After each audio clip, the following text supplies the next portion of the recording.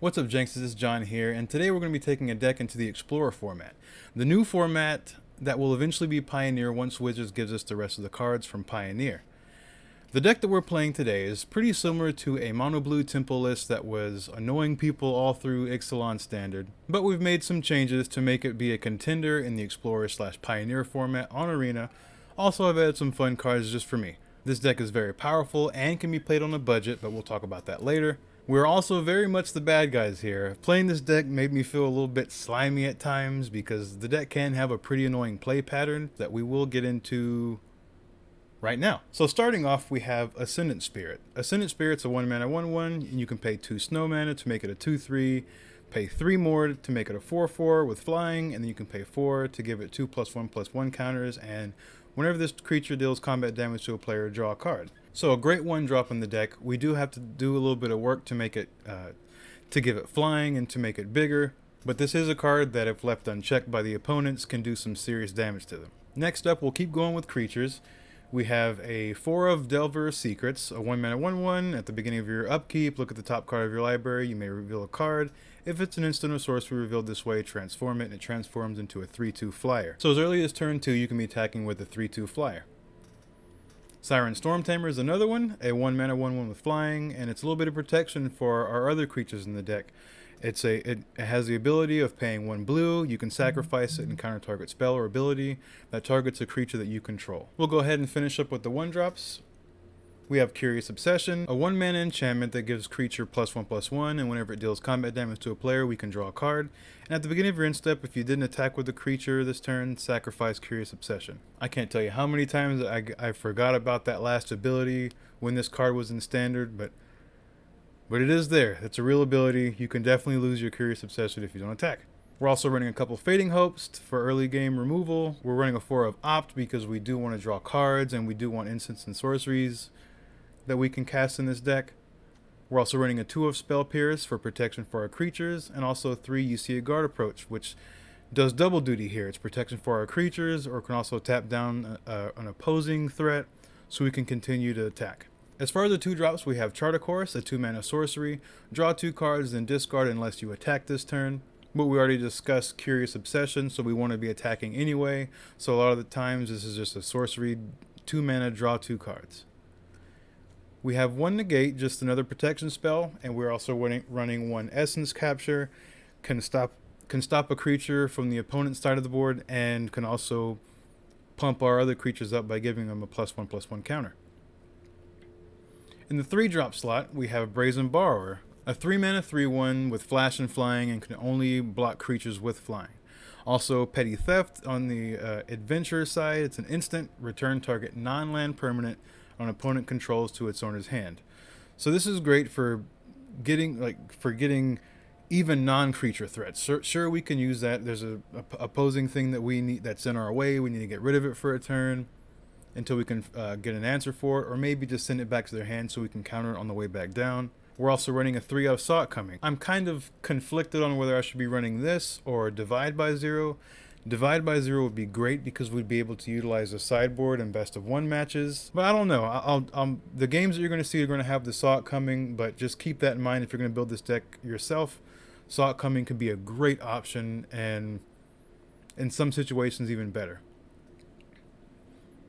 Now we have Big Papa Tempest Gen. This was the card that was, I guess, the main finisher, because it's a 3-mana 0/4 flyer that gets +1/+0 for each basic island that you control. So this can get massive, and it's nice for a very low to the ground deck like this to have a big beefy bad boy that they can still drop for cheap. Also, I'm running a 1 of Murmuring Mystic just for fun.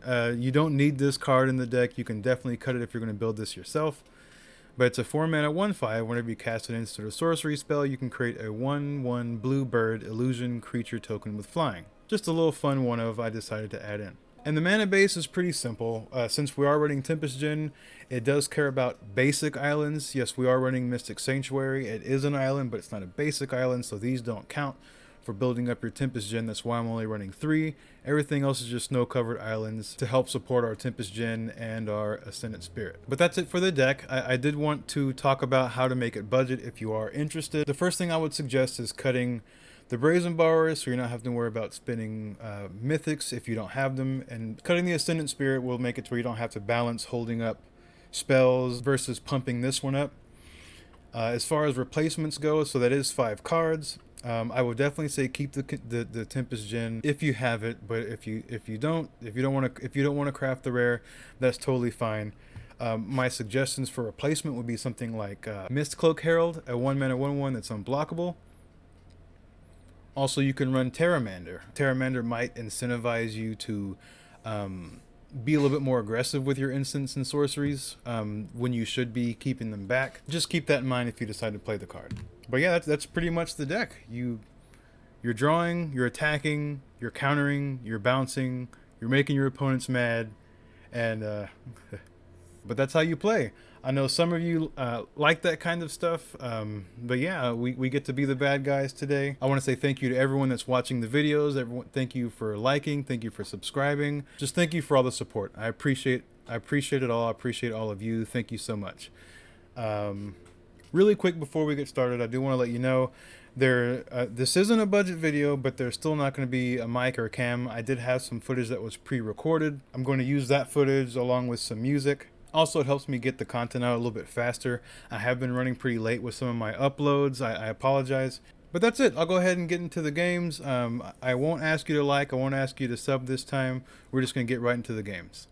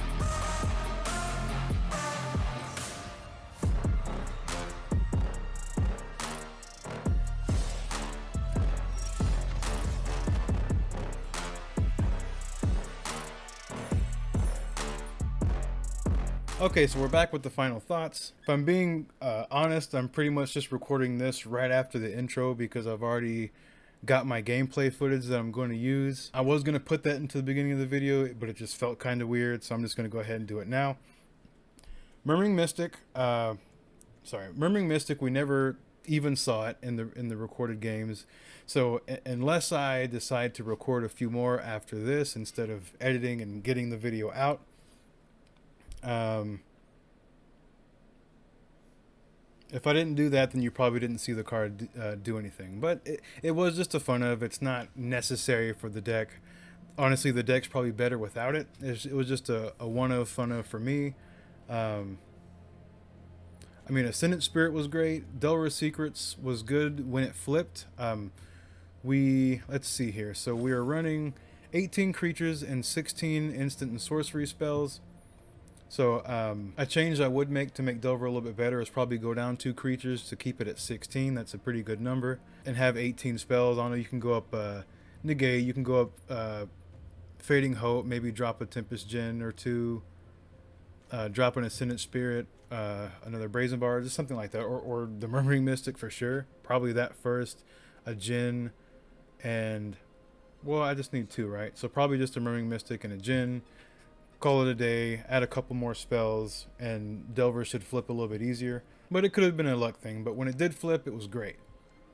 Siren Storm Tamer, it's nice having protection on a creature that you can still get aggressive and attack with, attach your Curious Obsession to. And speaking of Curious Obsession, just a phenomenal card. This is the card that really can win you the game. I mean, it's a turn 2 play. But the value that it gives you is just insane. But yeah, there's not too much more to say. Okay, well, Mystic Sanctuary was great. We did see there were a few games I was unlucky enough to get like 3 of these. So the Tempest Djinn was really weak, but that's just bad RNG. I mean, there's only 3 of them in here. You got 17 basics, but still the power of being able to reuse your Fading Hope, reuse Negate, Opt, Saw It Coming, whatever, just being able to reuse some of your powerful spells was really nice. Tempest Djinn, just like I remember, he's hard to get through, he hits hard.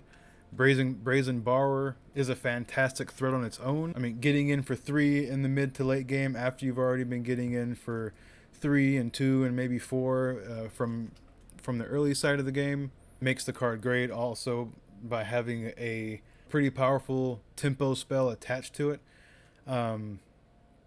There's not too much more to say. The deck is powerful. The deck will put up results, and also you can get some free wins just from having opponents getting salty. But that's the deck. I hope you guys enjoyed it. But that's it. I'll see you on the next one. Thank y'all so much. Bye-bye.